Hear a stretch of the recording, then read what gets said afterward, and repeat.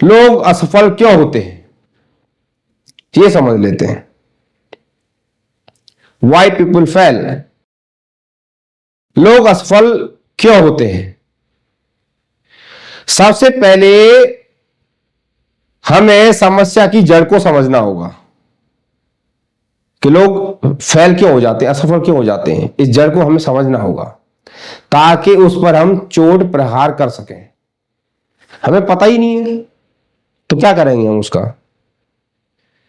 समय गुणन, time multiplication के साथ इतना महान और सरल बिजनेस मॉडल होने के बावजूद लोग इतना संघर्ष क्यों कर रहे हैं, जबकि सब कुछ सरल है।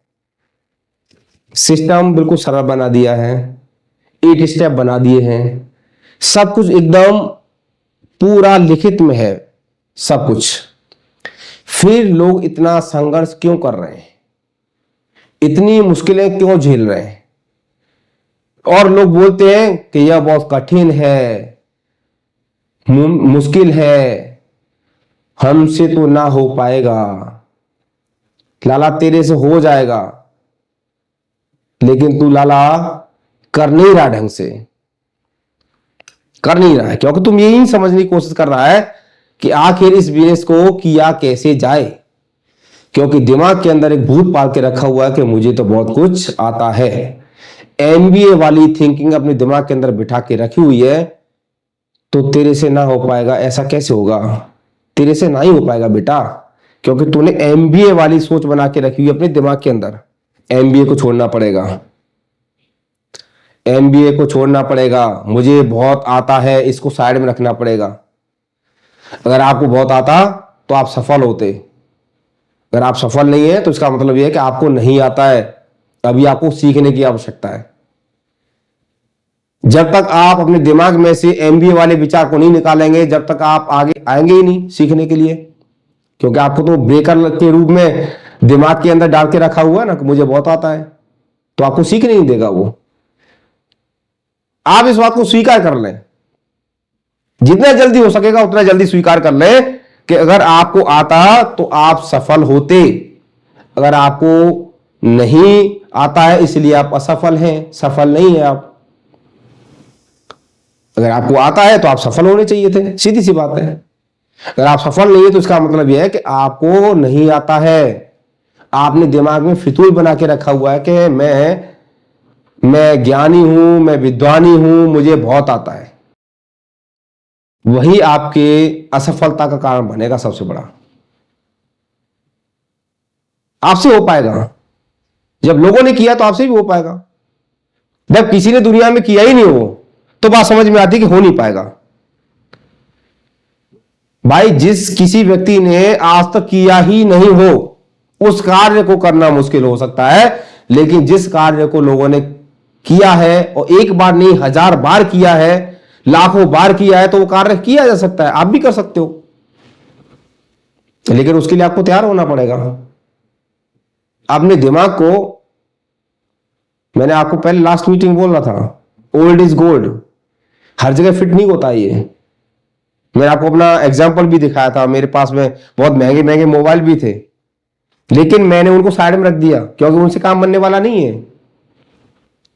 उनसे काम बनने वाला नहीं है, बदलाव तो करना पड़ेगा। अब आपको मैं स्टोरी के माध्यम से बताता हूं। एक व्यक्ति विदेश से आए इंडिया के अंदर, और उनका यह सोचना था कि मैं इंडिया के अंदर घूमने के लिए जाऊंगा तो अपनी कार लेके जाऊंगा, लग्जरी महंगी वाली कार, करोड़ रुपए की कार वो इंडिया में लेकर के आए जहाज से, और अपनी कार से घूम रहे थे। और ये वास्तविक घटना है। ये वो कार इंडियन रोड पे चलने लायक थी नहीं, खराब हो गई। और खराब होने के बाद में जब कार खराब हुई तो यहाँ पे इंडिया में काफी सारे लोगों को बुलाया गया दिखाने के लिए।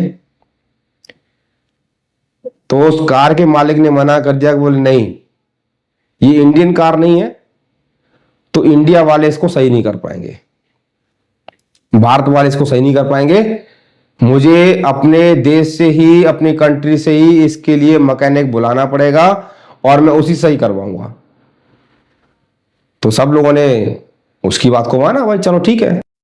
अब फॉरेन से जो बंदा था सही करने के लिए, उसको आया कार को, टेक्नीशियन आया, उसने बोला कि मैं इस कार के 8 लाख रुपए लूंगा सही करने के, वहां पे आने के, विजिट देने के, और मेरी टिकट, आने जाने की टिकट आपको करानी होगी, मैं तभी जाकर कार देखूंगा। तो उसको मान लिया गया कि भाई चलो ठीक है, आप आ जाओ, हम आपकी टिकट कराते हैं, आपकी टिकट आने की और जाने की हम कराएंगे और आपको 8 लाख रुपए भी देंगे। स्वीकार कर लिया। वो आया, 1 दिन लग गया उसको, 2 दिन लग गया, 3 दिन लग गया, 4 दिन लग गया, वो कार सही नहीं हो पाई। 4 दिन देने के बाद कार सही नहीं हुई, तो अब बड़ा हैरान कार मालिक कि 4 दिन हो गए, मैं होटल में हूं, मैं घूम नहीं पा रहा हूं, मेरी कार सही नहीं हो पा रही है। आखिर ऐसा क्या हो गया कि जहां पे ये कार बनी हुई है, जिस कंट्री से मैं कार लेके आया हूं, वहीं से मैकेनिक आया, फिर भी कार नहीं सही हो पाई है। आखिर ऐसा है क्या? फिर हमारे किसी भारतवासी ने बोला कि एक काम कीजिए, आप साइड में हट जाइए, हम कार को सही करते हैं। और एक मैकेनिक को बुलाया, आकर के उसने चारों तरफ से कार को घुमा करके देखा और बोला कि मैं इसके कार को सही करने के 10 लाख लूंगा, 10 लाख लूंगा इसके में। कार मालिक तो बिल्कुल परेशान था कि भाई उसको तो 8 लाख देनी ही नहीं है, आने जाने का देना है, चलो यही 10 लाख में सही कर दे, लेकिन आपको सही करनी पड़ेगी, हम आपको 10 लाख रुपए देंगे। सब एग्री हो गए साहब, क्योंकि 4 दिन से कार नहीं बन रही थी, बेकार पड़ी थी, वो चल नहीं पा रही थी, स्टार्ट ही नहीं हो रही थी। बोले 10 लाख लूंगा साहब, पक्का, आप बाद में मुकर मत जाना। बोले ठीक है साहब, एडवांस ले लो। एडवांस दे दिया और उसने एक अपना हथौड़ा लिया, हथौड़ा लेकर के और एक चोट मारी जोर से। चोट मारने के बाद बोला कार चालू करो। कार चालू हो गई। एक जगह उसमें कहीं पत्थर अटका हुआ था, उसने निकाल दिया, कार चालू हो गई। अब उसको 5 लाख रुपए एडवांस दिए थे, उसके बाद 5 लाख और देने थे उसको। अब उसमें क्या ना, व्यक्ति परेशान हो गया देने के लिए, क्योंकि आपने भी कहीं देखा होगा कि जब आपकी कार कहीं बंद हो जाए और आप किसी मैकेनिक को बुलाओ और एक सिर्फ खाली वायर जोड़ दे और बोले सब 5,000 रुपये चाहिए, तो आप क्या बोलते हो? अरे यार, एक वायर जोड़ने के 5,000? तो ऐसे उसको बोलने लगे, भाई 5 लाख तो आपको दे दिए, आपने सिर्फ हथौड़ा मारने के 10 लाख रुपए लिए। उसने बोला माय डियर, मैंने 10 लाख रुपए हथौड़ा मारने के लिए नहीं लिए, मैंने ये हथौड़ा कहां मारना है उसके 10 लाख रुपए लिए, हथौड़ा मारने के लिए लिए। आपने भी तो विदेश से बुलाया बंदे को, उसने हथौड़ा मारना चाहिए था, कहां पे मारना है? तो मैंने अपनी योग्यता के लिए कि हथौड़ा मारना कहां पे, उसके 10 लाख है, ये हथौड़ा मारने के 10 लाख नहीं है, कहां पे मारना है उसके 10 लाख है। तो माय डियर फ्रेंड्स, जब तक हमें यह पता नहीं चलेगा कि लोग असफल क्यों होते हैं, हमें उसका मर्म पता नहीं चलेगा, हमें उसकी जड़ का पता नहीं चलेगा, तो हम उसका इलाज कैसे कर पाएंगे? कर ही नहीं पाएंगे हम उसका इलाज। तो पहले हमें यह देखना होगा कि आखिर लोग जो हैं असफल होते हैं तो किस कारण की वजह से होते हैं। कारण हमें पता चल जाए तो असफलता हमसे कोसों दूर हो जाएगी। हमें कारण ही पता नहीं है, हम बस लगे जा रहे हैं, करे जा रहे हैं, करे जा रहे हैं, करे जा रहे हैं, करे जा रहे हैं, और पता चलता है कि साहब हम लगे हुए हैं सालों से और चेक नहीं आ रहे हैं। तो उसको समझना पड़ेगा जड़ से। ये बहुत अच्छा बिजनेस है, टाइम मल्टीप्लिकेशन का बिजनेस है। मान सम्मान, मतलब आप दुनिया में जो चीज चाहते हो वो सारी चीजें दिलाने वाला ये व्यवसाय है, बिजनेस है। लेकिन लोग इसमें बड़ी मुश्किलों से खींचातानी कर रहे हैं, काफी सालों से लगे हुए हैं और बस लगे पड़े हैं, लेकिन सफलता नहीं मिल रही है। जड़ को समझ लीजिए कहां पे सफलता नहीं मिल रही है। जब कोई भी नया व्यक्ति आपकी टीम में जुड़ता है, ध्यान से सुनना आप, उसको बिजनेस प्लान से बहुत उम्मीदें होती हैं। क्या होता है? बिजनेस से बड़ी उम्मीदें होती हैं, लेकिन उसके लिए प्रयास बहुत कम करता है। जब नया व्यक्ति आपके साथ जुड़ता है तो प्लान को देख करके बड़ी उम्मीदें लेकर के आता है वो, लेकिन उसके लिए प्रयास वो कितने करता है? बहुत कम। उम्मीदें बहुत क्यों होती है, अब ये भी जानना जरूरी है। क्योंकि आपने बिजनेस प्लान ही ऐसा दिखाया है कि 3 महीने के अंदर तेरी जिंदगी बदल जाएगी। अब वह नया व्यक्ति पहले ही दिन से इतने बड़े बड़े सपने देखने लगता है कि उसने बाइक ले ली, कार ले ली, मकान ले लिया, विदेशी यात्राएं करके आ गया और सोचता है जब वह व्यक्ति कर सकता है तो मैं क्यों नहीं कर सकता, मैं भी कर सकता हूं। बस सब चीजें तो देखता है लेकिन उसको यह समझ नहीं आता कि इसके पीछे मेहनत भी है, काम भी करना पड़ेगा। वो ये चीज नहीं देखता है, सिर्फ खाली वो देखता है कार, घोड़ा, बंगला, ये सारी चीजें, अचीवमेंट, विदेशी यात्रा, सारी चीजें देखता है। वो अचीव करते हुए लोगों को देखता है और जुड़ जाता है।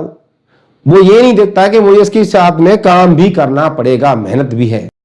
किसी व्यक्ति ने अपने सपनों को हासिल करने के लिए कितना कुछ झेला और संघर्ष किया होगा, मैं आपके सामने हूं। मैं वो दिन याद बिल्कुल नहीं करना चाहता हूं कि मैंने 3 दिन मेरा खाना बंद हुआ 27, 28, 29 जुलाई 2003 में, और साथ में पिटाई भी हुई, गालियां भी सुनी। 13 महीने 11 दिन तक मैंने कितनी कितनी लोगों की बातें नहीं सुनी। मैंने जो व्यक्ति बोलने लायक नहीं था मैंने उस व्यक्ति की भी बातें सुनी। बहुत ही गंदा व्यवहार किया जाता था, एक नजरिया अलग ही था देखने का। मैंने वो सब कुछ झेला लेकिन मैं पीछे नहीं हटा। क्यों? क्योंकि मैं मालिक बनना चाहता था, अपनी जिंदगी को बदलना चाहता था। मुझे पता था कि डायरेक्ट सेलिंग ही एक ऐसा माध्यम है जो कि जिंदगी को बदल सकता है। मैंने सारी बातों को इग्नोर करते हुए बस अपने आप को इसके लिए समर्पित कर दिया। जैसा बताया गया वैसा मैंने कुछ महीने तक तो नहीं किया, जिसमें मुझे असफलता का कारण मिला, असफलता मुझे मिली। लेकिन जब मैंने इसको समझना चालू किया कि असफलता क्यों मिल रही है, क्योंकि मैं सिस्टम को फॉलो नहीं कर रहा हूं। जब मैंने सिस्टम को फॉलो करना चालू किया था, उसके बाद मैं आपको लास्ट मीटिंग में दिखा चुका हूं कि जो 2646 रुपए का चेक मेरा 13 महीने 11 दिन में आया था, उसके कुछ साल के अंदर ही उसका 1000 गुना चेक मेरे पास में अचीवमेंट आ चुका था। ये थी सिस्टम की पावर। तो हम ये सारी चीजें प्लान में उसको व्यक्ति को दिखाते हैं और व्यक्ति आ भी जाता है हमारे साथ में बड़ा मोटिवेट होकर के कि ये सारी चीजें जब लोग ले रहे हैं तो मैं भी लूंगा। बड़ा मोटिवेट होकर के नया व्यक्ति बिजनेस प्लान में बताई गई सारी चीजों से उम्मीद तो कर लेता है, लेकिन उसके लिए प्रयास न के बराबर करता है, इसलिए फेल हो जाता है, वो असफल हो जाता है।